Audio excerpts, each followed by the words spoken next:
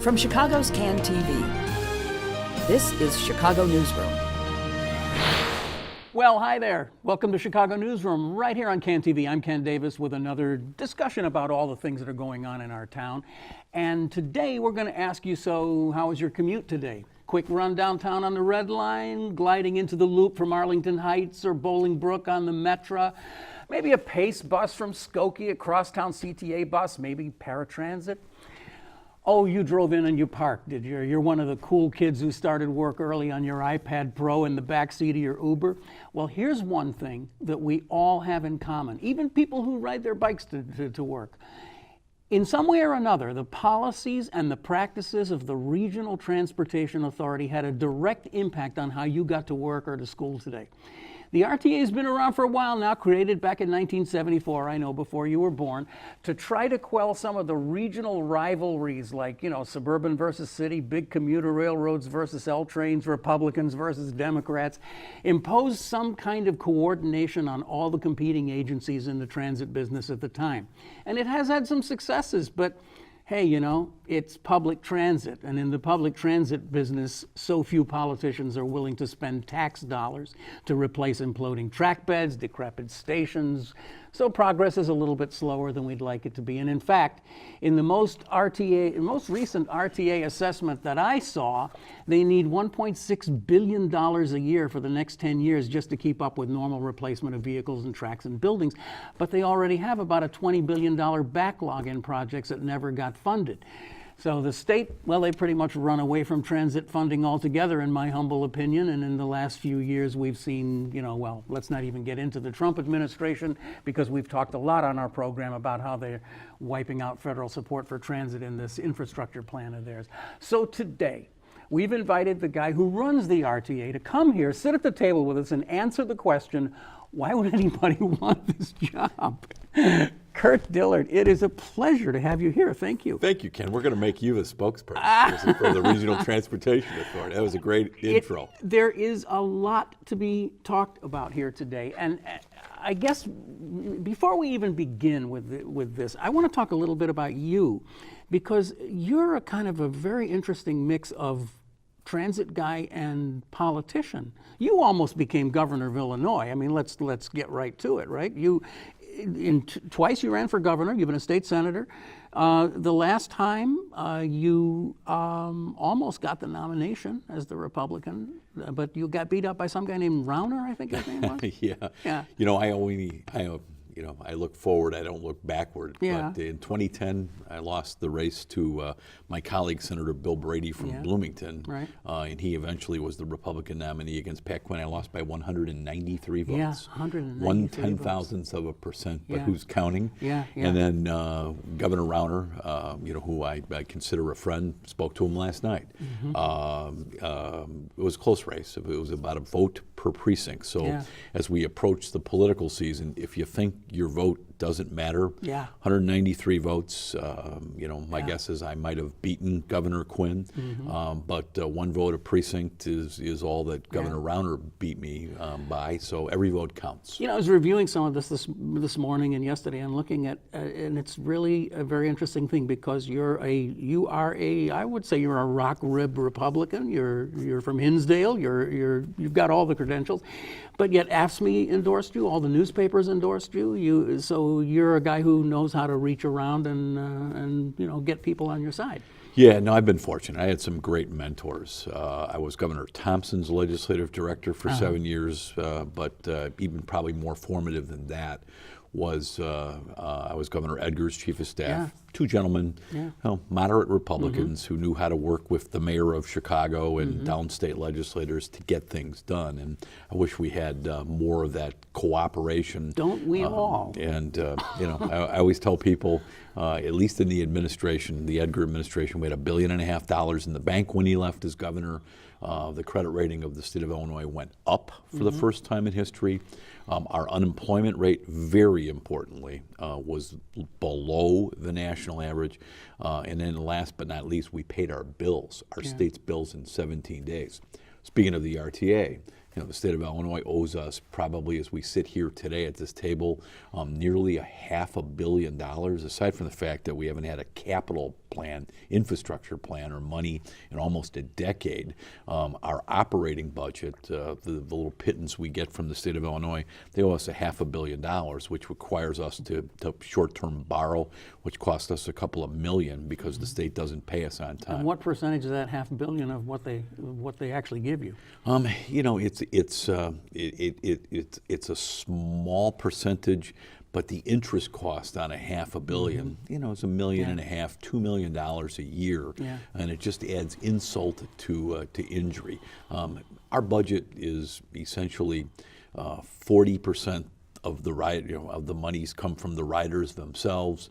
Another 40% comes from the sales tax, which has been impacted by all of us buying products online.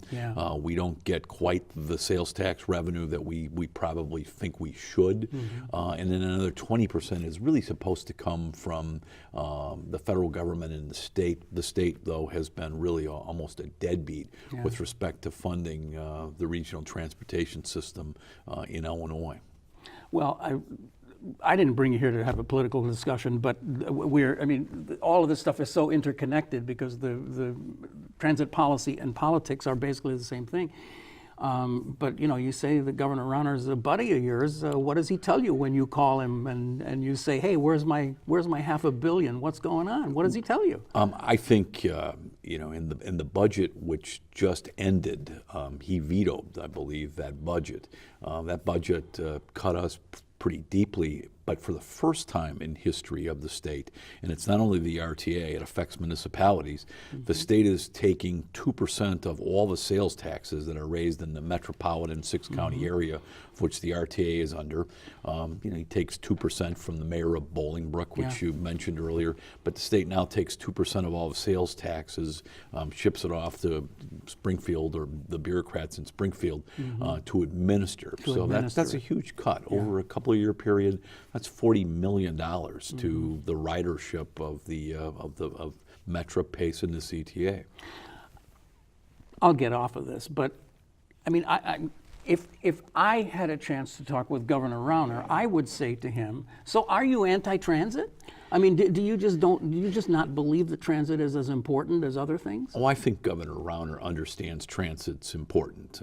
You know, Mayor Emanuel clearly knows that transit's important, but the governor, a businessman, ought to know, and I think he does know, that for every $1 invested in mass transit, $4 in private investment comes along. Every other state, the governor loves to point to, you know, to Texas, and he looks to Indiana a lot.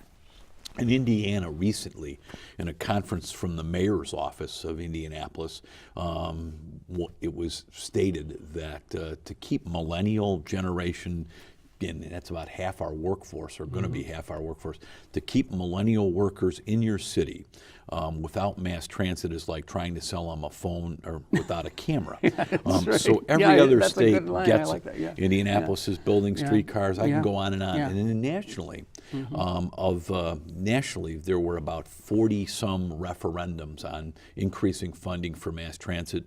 70% of those passed. I would love to have Los Angeles's money. Los Angeles has passed a couple of referendums where the people of Los Angeles understand the importance of transit.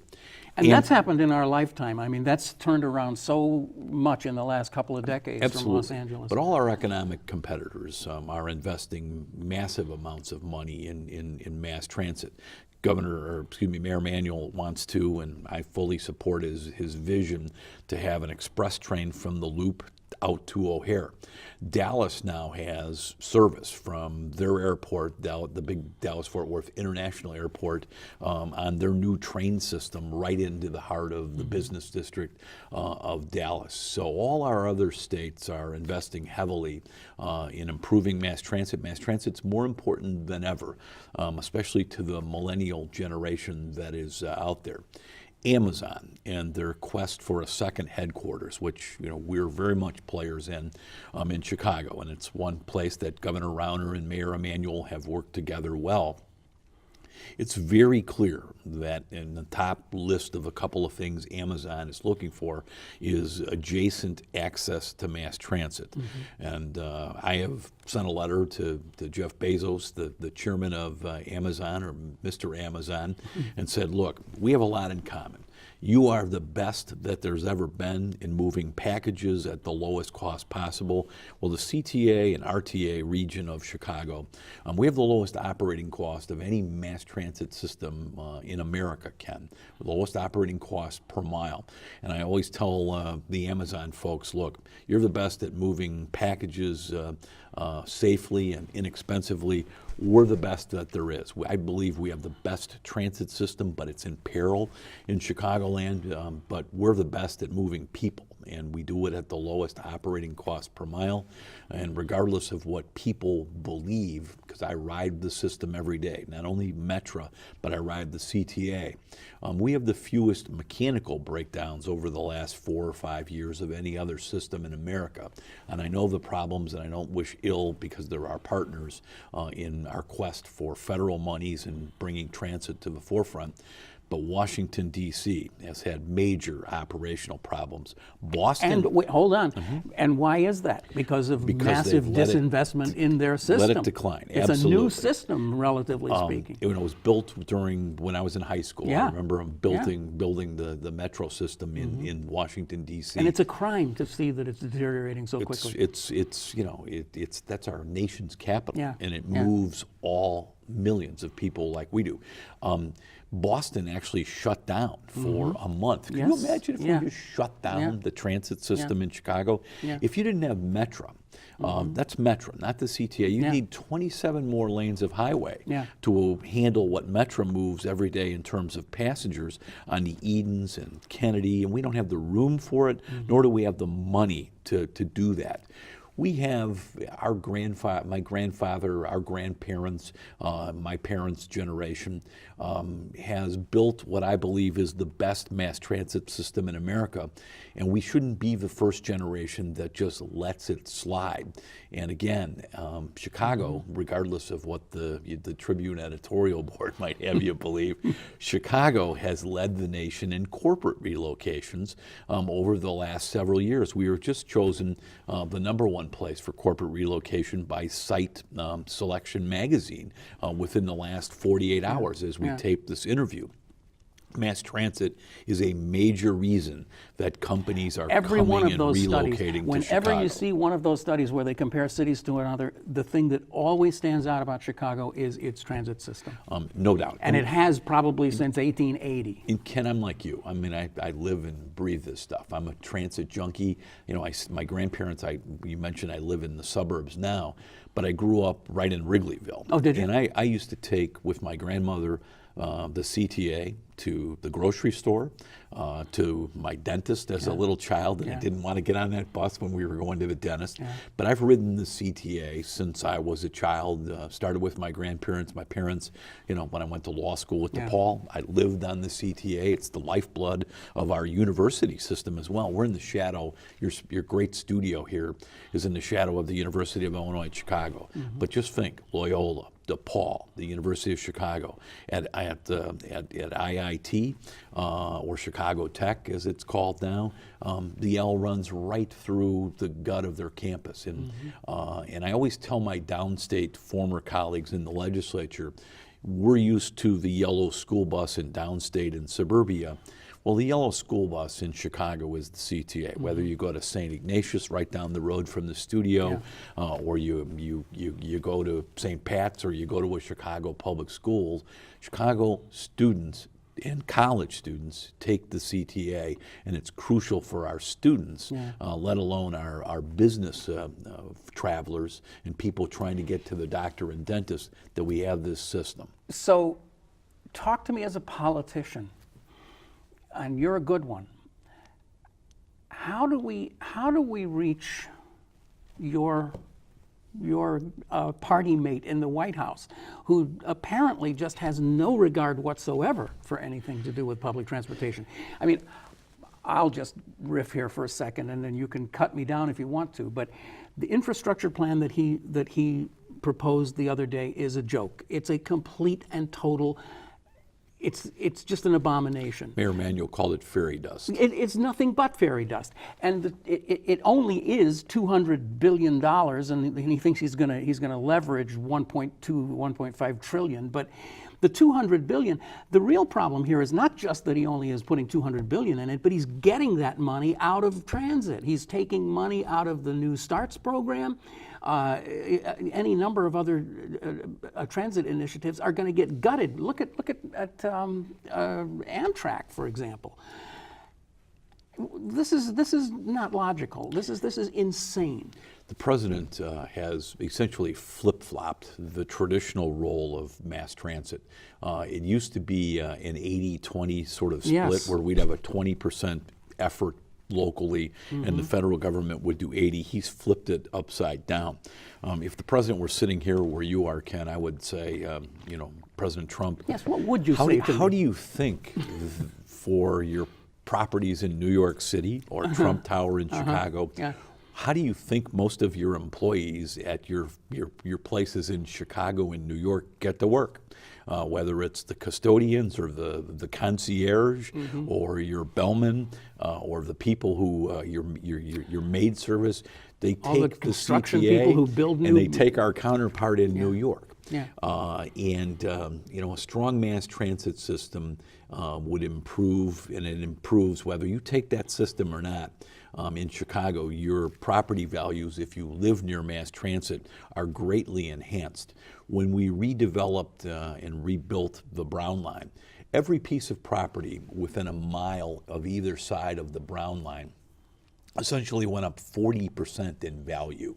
The before and after pictures of private economic development, restaurants, dry cleaners, you name it, I can show you before and after pictures. I use Southport Avenue as a great example. But whether it's Governor Rauner or President Trump, they need to understand that where transit goes, the economy grows. It's been proven time and time again, and governors of other states clearly understand it because they're putting substantial amounts of money, especially as we have millennials and the generation of, I still have a 16-year-old and 14-year-old at home. The younger people, in concert with Uber and Lyft and the Divvy bicycles, it's a different way that they travel. I might have been, when I was a kid, sort of in abrogation because I took transit as a kid. Yeah. But I call them kids respectfully. But they're our major workforce, and they do believe in mass transit in conjunction with other new transportations methods that are coming into vogue. When I was 13, 14 years old, lived in Logan Square, I would jump on the Northwest L, take the subway downtown, and on a Saturday afternoon go down and watch them build the First National Bank building. just because I love to just be downtown and all. But anyway, that's neither here nor there. The politics of this is very sharp, and it is really regrettable too. I feel right now. I feel like we're in a very dark period right now. One of the things I want to tell the members of Congress, and actually our congressional delegation, I think, gets it. They're pretty good with respect to mass transit, and that would include a couple of downstate congressmen, Congressman Sherry Bustos from the Quad Cities, a Democrat, Rodney Davis, Republican, conservative, from Champaign-Urbana, a key member for us in Congress. He has the University of Illinois at Urbana-Champaign in his district. I think he understands the importance of mass transit, and I don't want to, our congressional delegation, and I don't want to single anyone out, but Congressman Lipinski and Congressman Quigley really understand the importance of mass transit to the city of Chicago and have been greatly helpful with all the members. And Senator Durbin has been, tremendous on transit as well.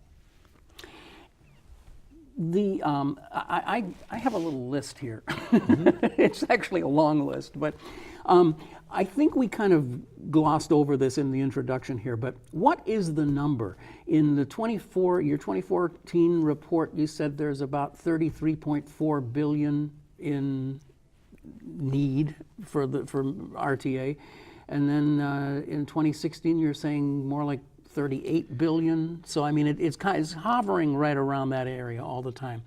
And this is a combination of a number of things, right? It's like the need you have each year plus this big old bucket of need that has just never been addressed. We call it in the transit industry, a state of good repair, and we're probably pushing. In combination, and the CTA would be a large chunk. Metra's also a huge piece. We have an overall capital backlog of probably $20 billion, and you're talking about the president's plan. He's talking. Now, this is not just wish list stuff, right? This is not like building new lines. It is not. It is keeping just what we have in a state of good repair. Just to give you something to gauge the size or lack of size of the president's plan, the president wants to have a $200 billion of federal money program. Our state of good repair needs just in Chicago is $20 billion. So we could eat up 1/10 of the president's infrastructure plan all by ourselves. Yeah, and read the stories about New York sometime and what they're doing. $111 billion. $111 billion. That's more than half of the Trump infrastructure plan is the need of Dorval Carter, who does a great job as the president of the CTA. His counterpart needs $100 billion. Yeah, they practically need to replace the subway in New system. York City. 1/3 of all of our assets in this area or are essentially beyond their useful life. And our mechanics do a great job. Our system is safe. We don't do anything that compromises safety. But the older our system gets, the more expensive it is to maintain. And I ride in a car, and I can't make this stuff up, Ken. I ride in a car on the Burlington Northern Santa Fe Metro line that was delivered when Dwight Eisenhower was president. They look nice because they're shiny and our mechanics do a great job, but the car was delivered when Dwight Eisenhower was president.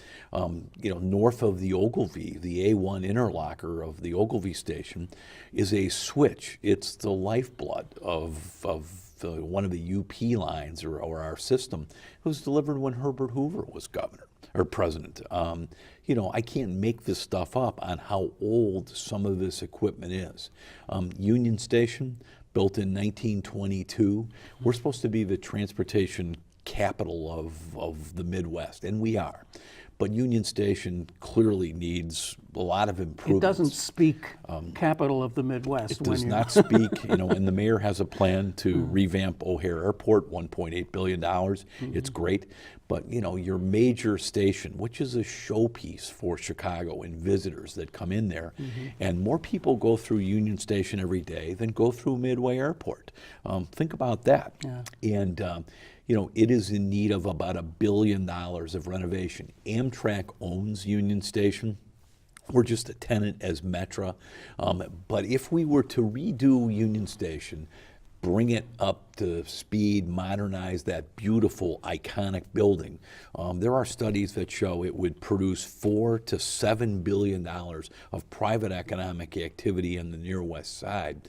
And if you couple it with hopefully what will be a great transformation of the old post office, the two sort of go hand in glove, you could have $10, $20 billion worth of private. So Donald Trump and Bruce Rauner business people ought to understand that leverage of investment that public transportation brings. And just imagine what it would do if you could finally build a real solid link between the station and the CTA. I mean, it's not that far away, it's 2 blocks away.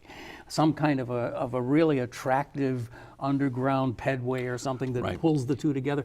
These are all things that they've been talking about these since I was a kid. Now we started, and I will tell you, because I go up oftentimes off my Metro train under a very nice passage underneath Jackson Boulevard to a new, really nice bus depot that the CTA has and the mayor have provided. It's nice, it's world class, I don't get wet. I'm underground and I come up and there's these beautiful new 21st century looking places where I just get on my bus. But that's part of our plan.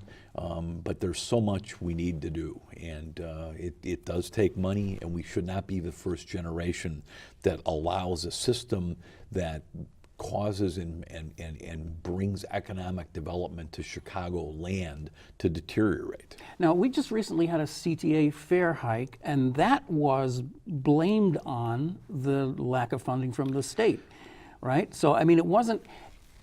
Well, I'm a firm believer that you need to raise fares all the time, just a little bit, Correct. so that You you gotta don't stay have up these with huge, inflation, sudden, so there's not step-ups. sticker shock. But regardless of that, this was not a fare hike to just maintain the CTA. This was a fare hike to go back and try to fill in holes that the state had delivered, right? There is no doubt that there would not have been. So if you're a CTA rider or you didn't like the last Metra fare increase, those definitely fall at the footstep of Springfield.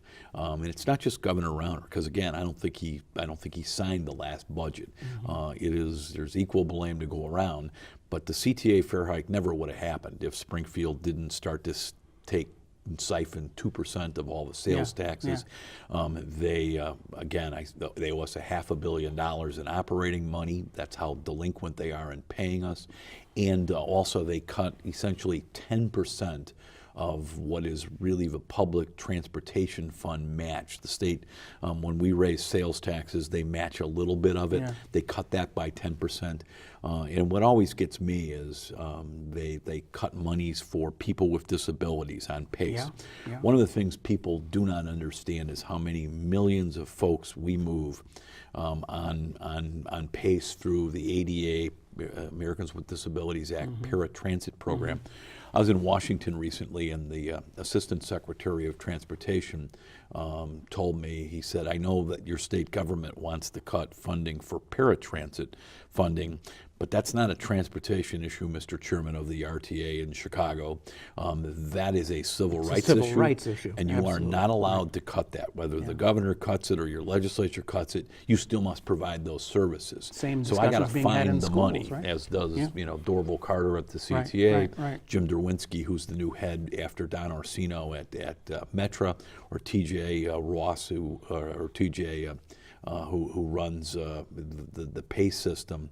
They got to find that money, so they're not real cuts. Where does the gasoline tax figure in all of this? I'm glad you asked that, and it's one of my big bugaboos.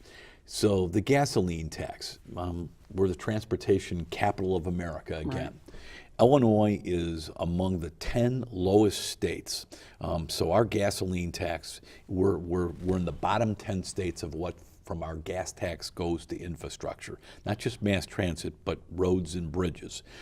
So we contribute from our gas tax among the lowest 10 in America. Much of our gas tax goes to the general fund of the state of Illinois, for human services. It does. I thought it was supposed to go by law to roads. We're one of only a few states that has 2 gas taxes. One is a sales tax on gasoline, and that all goes to the state's general fund. Not a penny of it. When you fill up your tank with gas, it all ought to go to roads, bridges, or mass transit. But what we give from our gas tax to infrastructure is among the 10 lowest in the United States of America. Our gas tax has not been changed. I was Governor Edgar's chief of staff. Hasn't been changed since about 1990. It's not adjusted for inflation. It is just a gallonage tax. So the buying power of what the state of Illinois' gas tax today is about half to 55% of what it was when it was last touched back in 1990. The same with the federal gas tax. Again, early 90s, it has not been changed since the early 1990s, and its buying power is 60% of what it used to be. But just to interrupt, so gas tax money does come to the RTA? You get some of that? We do benefit from the gas tax. We love to point to the Tribune editorial board, and Governor Rauner love to point to Indiana. Eric Holcomb, the new governor of Indiana, following Mike Pence, who's now the vice president of the United States. Yes, I'm familiar with that. The very first thing he really did as the governor of Indiana was he passed a 13-cent gas tax so that his state, Indiana, could improve mass transit and be ready to match whatever the federal government requires for a match. Iowa just increased its gas tax. conservative Nebraska Yeah, just yeah. increased its gas tax. And one of my biggest fears, I lay in bed at night worried that even though it may be paltry, when it's time for our state to match what we need to match from Washington for important projects like the Red Line Yeah. modernization, we're not going to be ready to go. I was on a panel in Washington recently with someone from the Indianapolis Chamber of Commerce and my counterpart from Phoenix who said, we have our federal match all ready to go. You guys haven't even in Illinois done an infrastructure bill in a decade. We can't wait to take your Illinois To eat taxpayers' your lunch. money Yeah. to use for projects in Yeah. Indianapolis or Yeah. in Phoenix.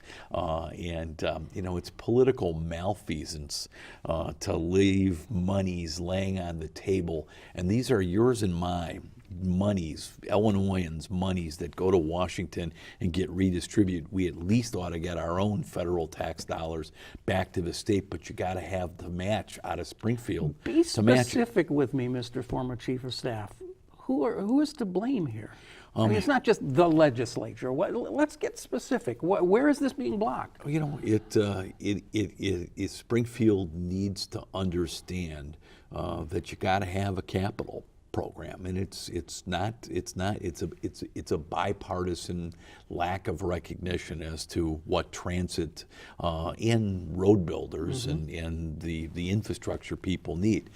You know, we have hundreds of bridges that are over 100 years old, as right in this neighborhood where we film this. Every 100 years you got to replace a bridge. Yeah, I would think so. Yeah. You know, again, I can't harp enough that our grandparents and our parents built this system, and we are the first generation that has just let it go to heck in a handbasket. Yeah, And every other state, if you want to copy other states, Yeah. they are investing heavily in their infrastructure and mass transit.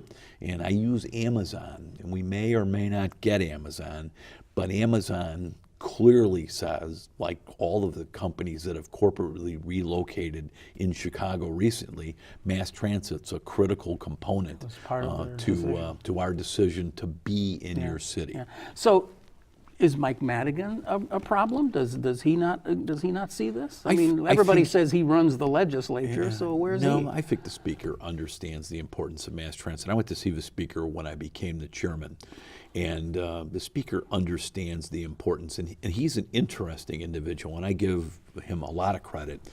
He said, just don't be downtown centric with respect to transit. Obviously, the Orange Line runs right through the heart of his ward and his area, our busiest bus route is up and down either Ashland or Western Avenue.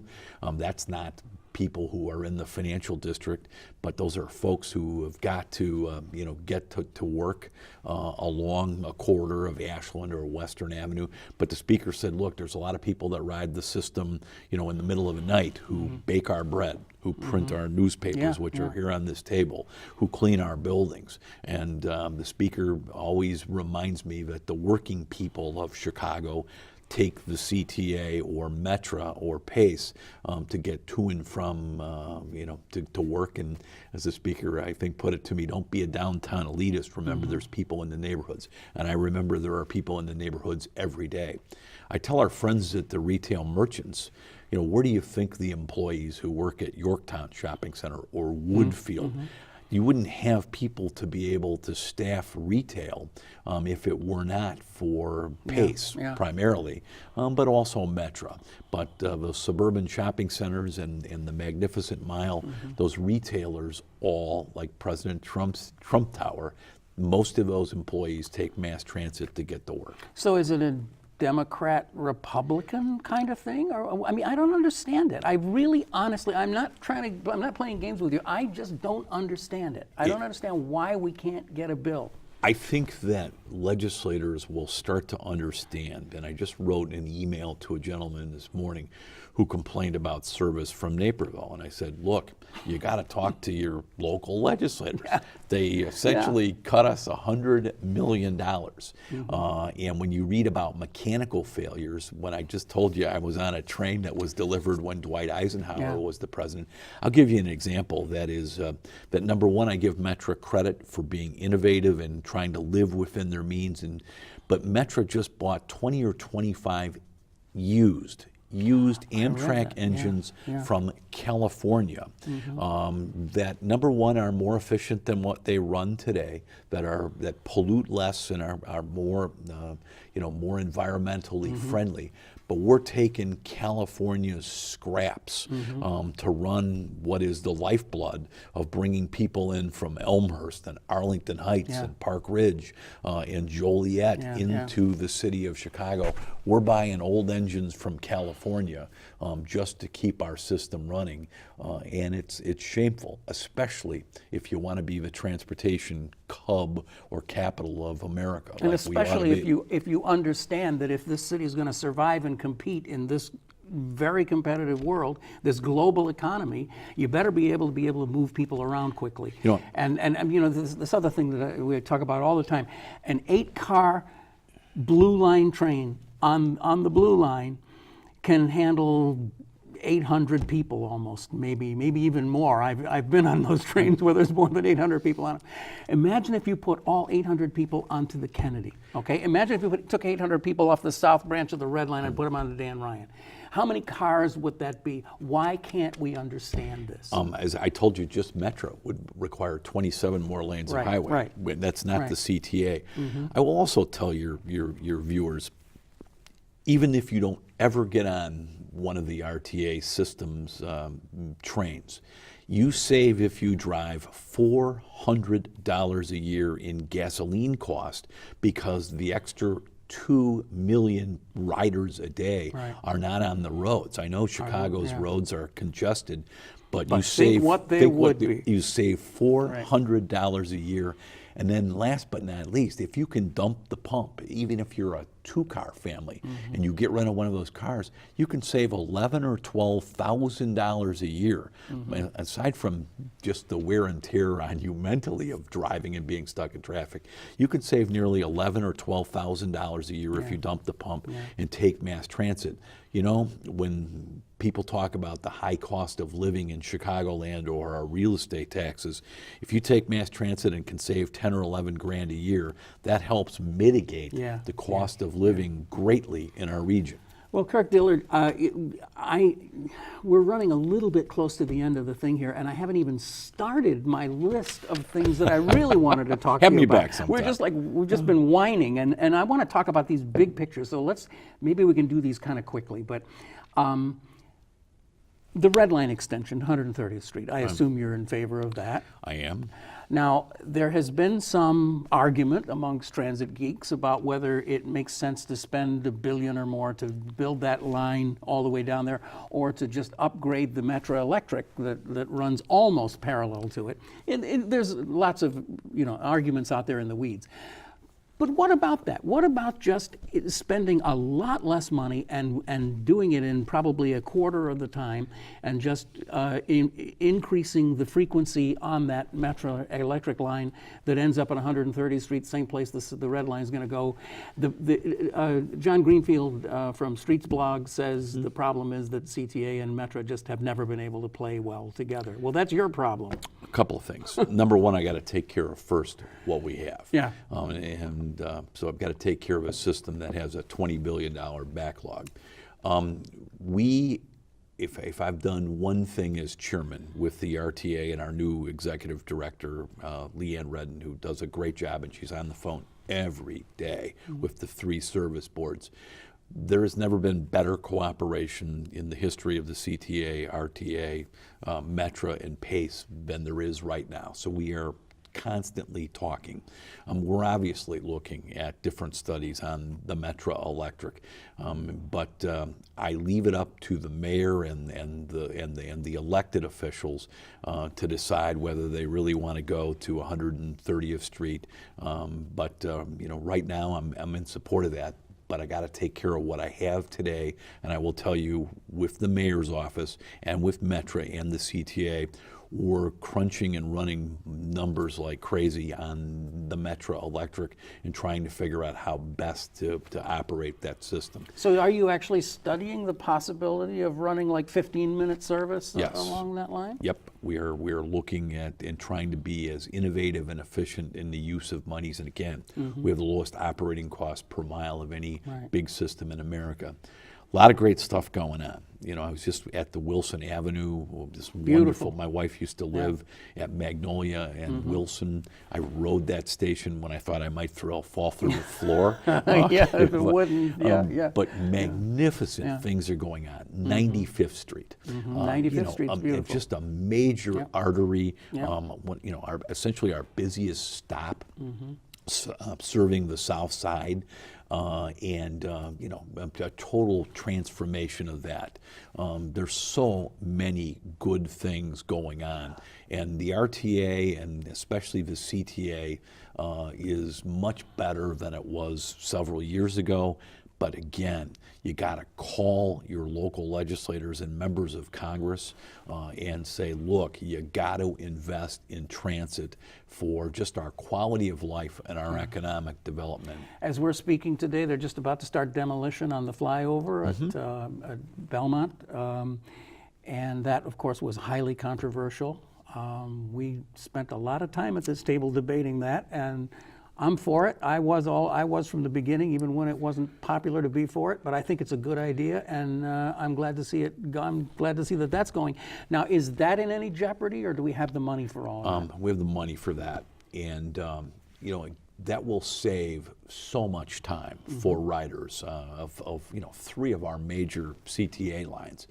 We're always looking to shave time off of people's commutes, not only for their benefit, but it puts more riders on there. We're trying to be innovative. On some of our major bus routes, both in the suburbs with PACE as well as the CTA, we're trying to do some things to have traffic lights coordinated so our buses move up and down faster. We haven't talked about Uber or Lyft. Which adds to a lot of different thought processes on mass transit. And as much as I use Uber and I use Lyft, they are partners, and they are partners with Metra on the last mile. But they also cause some issues, like plugging up Michigan Avenue so that the 151 and other bus routes can't move up and down as fast. So we're constantly at the RTA. It's one of the reasons, aside from the fact that I owe a civic duty to try to make my city and my region work better for the citizens as well as employers, because employers and the business community and the chambers of commerce have a huge stake in having mass transit work. I'll give you one more example. Caterpillar just moved its world international headquarters from Peoria to Deerfield. And in their press release announcing that move, they said one of the reasons they chose that Deerfield site was because it has an adjacent Metra station. So employers, whether you're big ones like CAT or you're a mom and pop operation or a family-owned business like Ann Sathers, again, your employees come to work by the CTA. And we just need to, again, just refocus our efforts in making sure that transit's a priority in whatever we do budgetarily in Washington and Springfield. Now I'm just, just like throwing things at you here. Positive train control on Metra, $385 million needed for that. You don't have it, right? Correct. So that's a major kind of a safety thing that would be really great to have, but we don't have it. It's always safety first, and we're doing positive train control at Metra, and I ride it, and I'm safety phobic. I'm a former product liability lawyer. Our safety record, knock on wood, is phenomenal on the CTA, Metra, and PACE. It's always safety first with us. We are doing positive train control, but it is a $400 million unfunded mandate when people are going, why are Metro's fares going up? Because Washington said you have to do this. It's $400 million a year that we didn't have in our budget. But more importantly, Ken, not only are we spending $400 million to get it up and running, it's going to cost millions, tens of millions additionally each year just to keep the system working. It's one thing to buy a computer, but you got the positive train control? The positive train control will cost us millions a year to operate. And again, unfunded. Great stuff. I'm all for it. Anything, but there's So it's more than just installing some equipment. More than just on the, installing it, on the and it's locomotives. very complex. But it will cost us tens of millions of dollars a year to have staff operate that system. Wow. Where do we stand on replacement of the CTA-L cars, the Blue Line trains and all those? Those are older. Those are like 30, 35-year-old CTA is cars. in better shape than Metro with respect to replacement. Again, a third of our assets are beyond their useful life. The mayor and the Chinese Rail Corporation, I give the mayor tremendous credit. He's got great vision and he's focused on transit. I was down in the old Pullman site, so where we used to build Pullman Railroad cars. We're going to build a plant in public-private partnership to replace, essentially most of the CTA rail cars over a period of time. And I know the mayor wants that factory on the south side to produce cars for Virginia and New York City and any place else it can. But the CTA has a very good replacement program.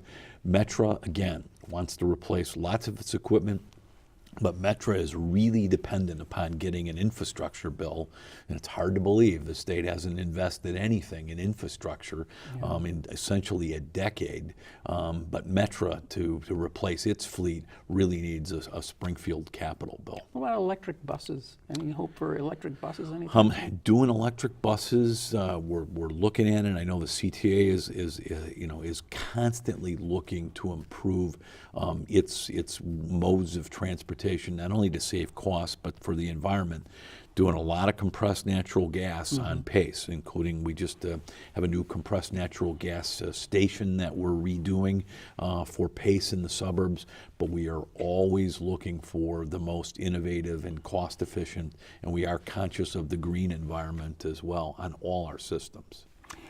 So my last question, well, I mean, it's not really my last question, but probably will have to be the last question, is what's the future of running a bunch of railroads and buses when autonomous vehicles, they're telling us, are going to just replace absolutely everything anyway? So we're going to probably in 20 years be tearing all these rails out anyway so that we can build more lanes for Ubers and autonomous Ubers. And no one will own a car. You just call one up and it comes out. I'm going to go to a Metropolitan Plan Commission who's been a great partner with us, and they've called for an increase in funding and an increase in the gasoline tax. I'll believe it when I see it, when all these autonomous cars are there. But we operate every day in the new environment with Lyft and with Uber and with Divvy bikes. We'll deal with autonomous cars, and maybe they're a solution to get us to the last mile. But you will always move quicker, fastest, safety, and have the best safety on public transportation. And autonomous cars, I'll believe it when I see it. I know they're coming, and we'll react to it as we always do. But they're never going to be able to go at 70 miles an hour in from the western suburbs into downtown Chicago, and your best route is still always going to continue to be the CTA, Metro, or Pace for your quicker and safer commutes. It's kind of been my sense of this too, is that I could imagine large kind of depots at the end, even on CTA rail at Jefferson Park or 95th Street or something, where there are scores, maybe hundreds of these autonomous cars that are just kind of cycling through, and they're taking you off the rail and taking you home and bringing you back or whatever. There's a company I just met with in Burr Ridge called Innova. and they're going to be, a driverless car operation. And they basically said in these small, like 4-seater cars, they'll come and get you at your home, or they'll take you to your home, and they'll just come and park at the Downers Grove train station or the Naperville train station. And it's sort of like the Jetsons. We'll be there, and we'll be there as part of our whole overall transportation plan in the metropolitan Chicago area. But I'll guarantee you, 20 years from now, CTA, Metra, and PACE will continue to be the primary mode of the safest and fastest transportation in a population, like we have. We move 2 million people a day.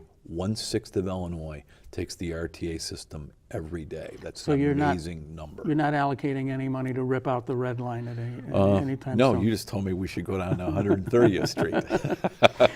So you mentioned this thing about the O'Hare Express train. I'm actually a little surprised to see that you're as enthusiastic about it. It won't be an RTA operation. I'm a Republican. I believe in public-private partnership. It's something, if we're going to be a world-class city, I travel. Dallas I think I mentioned in this program early, Dallas now has real good fast service from its international airport. It's clearly something that needs to be looked at. It's going to have to be private money. It's not going to be publicly funded, but we ought to be looking at all options that are out there. And then last but not least, people go, what about public-private partnerships? All our bus stations or stands, waiting stations are really a public-private partnership we have with a company, JD & Co. And then the largest public-private partnership I can give anybody an example of is Metra. The Burlington Northern, Union Pacific, the multiple railroads that we operate on are privately owned. They control the movements of these trains, and we work with the private sector all the time in our mass transit in the Chicagoland region. Oh, there's so much more I want to talk to you about. Will you come back again sometime? I will. All right. And I just want to tell you. You can take the pink line. We're right. We have the best mass transit system in America, but we got to work to make sure that we keep it that way. That's for sure. Kirk Dillard, chairman of the RTA, and I'm really just pleased as punch to have had you here today. And I appreciate your interest in transportation. Really needed. So you made a little video, didn't you? You made a couple of videos. Yeah. Yeah. We'll play one here just so we can see what. Thank you. They're pretty neat. Susan Which Massal one do you want? My public relations staff. We had a couple great ones. Which one do you want? Halloween? Halloween. Okay. Susan says play the Halloween. I love it. All right. We'll play that, and then we'll be gone, and we will see you again next week. And next week, we're going to have Dick Simpson in, talking about his book, about his life, and maybe he'll give us a few observations about the upcoming election, too. So that'll be next week on Chicago Newsroom. I'm Ken Davis. Thank you very much for watching. And remember, you can see this show and all of them. You know the drill. You can just go right here to this particular address, and you can see an archive of all of our shows, or just watch this show. And don't forget, the show is also available on SoundCloud, so you can go for a little walk and throw in the earbuds. Okay? See you next week. Bye.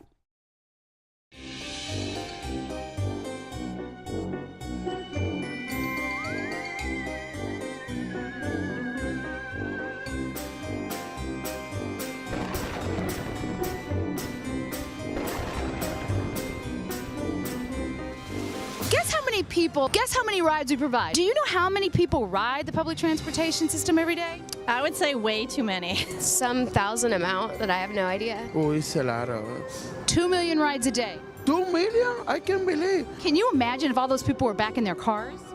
That'd be terrible. Roads would be gridlocked. Guess how many lanes we'd have to add to our highways? Guess how many lanes we'd have to add to our highways if there was no Metra?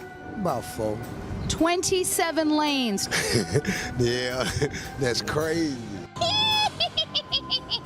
I'm from Cuba. I live in Florida. Tell me, do they have a lot of public transportation in Florida? Yeah, but it's not really good. Here, it's very easy to go to far place. Do you think our public transportation system is important? It's extremely important. A lot of people don't have cars, so it's convenient for a lot of people. The buses and the Metro make the city work. Guess how much it costs to run our system a year? Do you have any idea? Wow, that I do not know. $3 billion. And a variety of factors, part of which are state cuts, are going to cut us $100 million next year. That sounds really bad for me. Wow. Do you think it would be scary if there were no public transportation system? Well, I couldn't get to work. That would be really scary. Very scary. We need the system. You have a great system. Yeah, it's scary. We have to get some horses around here. It would be very scary if we didn't have a public transportation system. What can you do? When you get the chance, tell your elected officials how important this funding is. Follow us on the RTA blog and social media. This is your system. Use it. It would be a nightmare if we lose it.